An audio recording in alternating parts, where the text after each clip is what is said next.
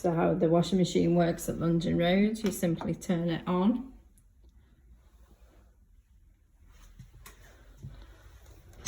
And there's a switch just up there. So turn it on, all the lights come on.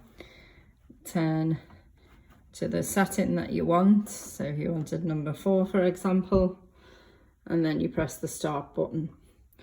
All the different types of settings are just there. And the drying settings are 12 to 14. So it's a washer dryer.